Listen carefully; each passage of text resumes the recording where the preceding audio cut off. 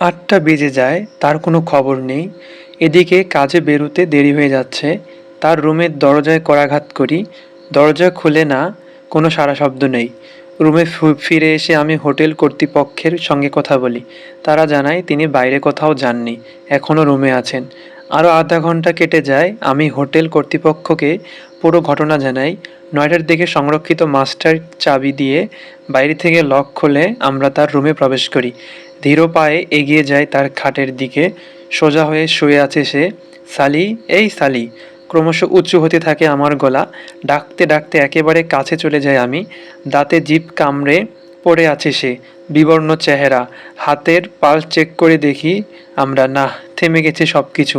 নীরব, নিথর, কোনো সাড়া শব্দ নেই। আসসালামু আলাইকুম। আজকে আপনাদের কাছে আমি নিয়ে আসলাম বাস্তবধর্মী একটি গল্প। আমি এটা আপনাদেরকে বলবো ভয়েসের মাধ্যমে।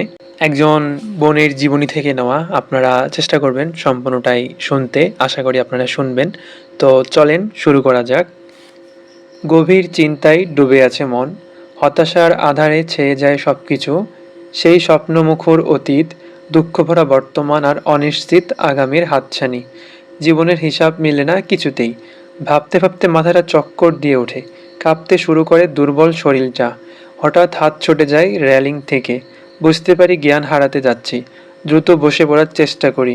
জ্ঞান ফিরলে বুঝতে পারি আমি খাটে শুয়ে আছি। এর আগেও কয়েকবার এমন হয়েছে। বেশি টেনশন করলেই আমার রক্তচাপ বেড়ে যায়।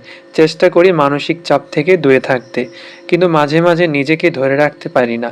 বিয়ের আগে তারা বলেছিল ছেলেটি অনেক ভালো, স্বভাব চরিত্র বেশ সুন্দর, তবে দিনের ব্যাপারে একটু অমনোযোগী। আমি চাইলেই তাকে ফিরিয়ে আনতে পারবো, একটু চেষ্টা করলেই সে সালাতে মনোনিবেশ করবে। আব্বুর চিরকুটে লিখেছিলেন, মা আমার, তুই আর অমত করিস না, তোর ছোট বোনের পর্যন্ত বিয়ে হয়ে গেছে, এবার রাজি হয়ে যা। আমার মনে হয় এই ছেলেটা তোর জন্য উপযুক্ত। আম্মুও বেশ উৎসাহী ছিলেন এ ব্যাপারে। তিনি বলতেন, দেখ, উঁচু বংশের ছেলে, আবার ভালো চাকরি করে, আর্থিকভাবে বেশ সচ্ছল তারা। কিন্তু আমি এসবের প্রতি মোটেও আগ্রহী ছিলাম না। বাহ্যিক চাকচিক্য আমাকে কখনো আকৃষ্ট করতে পারেনি। আমি ছেলেটির দিনদারি সম্পর্কে প্রশ্ন করেছিলাম। এটি ছিল আমার একমাত্র বিবেচ্য বিষয়। আমি এমন একজন স্বামী চাই, দিনের পথে যে আমার সাথী হবে, আমাকে কল্যাণের দিকে নিয়ে যাবে। সে আমাকে ভালোবেসে সম্মানিত করবে বা অপছন্দ করলে সুন্দরভাবে বিদায় করে দেবে। দিনদারির অভাবে স্বামীর জুলুম ও দাম্পত্য কলহের যেসব হৃদয় বিদারক ঘটনা শুনতাম, তা আমাকে ভীষণভাবে নাড়া দিত। আমি এমন এক স্বামীর স্বপ্ন দেখতাম, গভীর রাতে যে আমাকে সালাতের জন্য জাগিয়ে দেবে। শেষ রাতে উঠে আমি প্রায় আল্লাহর কাছে কেঁদে কেঁদে দোয়া করতাম, আল্লাহ, এমন একজন নেককার জীবনসঙ্গী আমায় দান করো, যে দিনের পথে আমার সহায় হবে। আমরা দুজন হাতে হাত রেখে শপথ নেব তোমার আনুগত্যের, প্রিয় নবীর সুন্নাত ও সাহাবীদের অনুসৃত পথে চলার। আমি এমন এক যুবকের স্বপ্ন দেখতাম যে আমার সন্তানদের দিনী শিক্ষায় বড় করে তুলবে। কল্পনায় দেখতাম সন্তানের হাত ধরে মসজিদে যাচ্ছে আমার স্বামী, আর আমি দাঁড়িয়ে আছি দরজায়। বাসায় ফিরে আমাকে জিজ্ঞেস করছে, কুরআন কতটুকু হিফজ করেছো আজ, কত পৃষ্ঠা তিলাওয়াত করেছো। আমি স্বপ্ন দেখতাম সন্তানের হাত ধরে কাবার সামনে গিয়ে দোয়া করব। আমার অনেক সন্তান হবে, যাদের হাতে প্রজ্বলিত হবে তাওহীদের মশাল, যারা মানুষকে আহ্বান করবে দ্বীনের পথে। আলহামদুলিল্লাহ, এখনও হারিয়ে যায়নি আমার স্বপ্ন। হতাশার আধারেও আমি জ্বালিয়ে রাখি আশার প্রদীপ। স্বামীর সবকিছু নীরবে সহ্য করে যাই। বিয়ের পর প্রথম প্রথম তাকে সালাতের প্রতি কিছুটা মনোযোগী করতে পেরেছিলাম, কিন্তু ধীরে ধীরে তিনি শিথিলতা প্রদর্শন করতে শুরু করলেন। জামাতে সালাতে আদায়ের জন্য খুব বেশি চাপ দিলে তিনি বলেন, কি শুরু করলে তুমি, আল্লাহ তাআলা অনেক দয়ালু, পরম ক্ষমাশীল, সালাতের এখনো ঢের দেরি। এই বলে তিনি আর মসজিদে যান না। এদিকে ওয়াক্ত শেষ হয়ে যায়।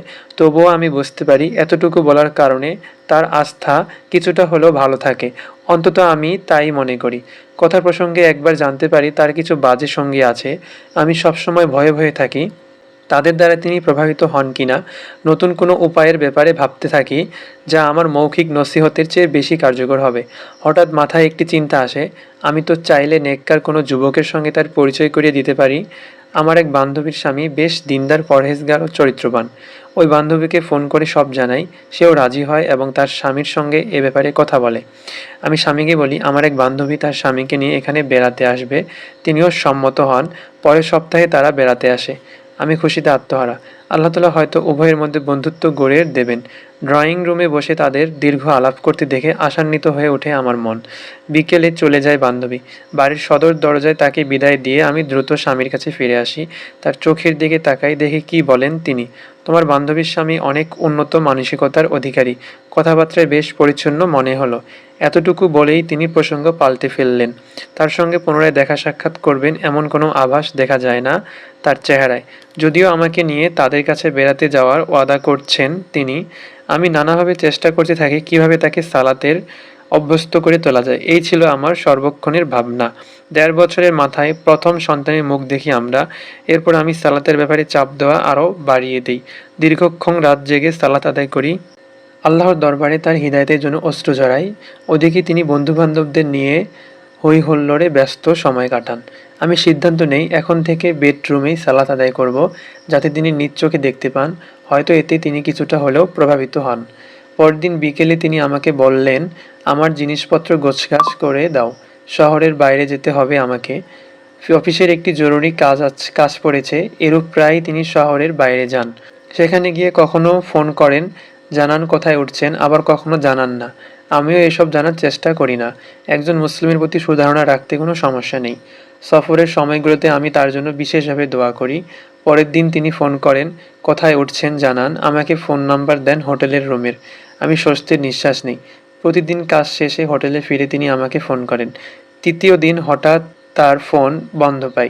চতুর্থ দিনেও একই অবস্থা। আমি যোগাযোগ করার চেষ্টা করতে থাকি। পঞ্চম দিন বিকেলে তিনি ফোন রিসিভ করেন। ভাঙা কণ্ঠ শুনে বুকটা ধক করে ওঠে। মনে হয় অনেক কষ্টে কথা বলছেন তিনি। ফিসফিস করে বললেন, আগামীকাল রাতে আমি ফিরছি ইনশাল্লাহ।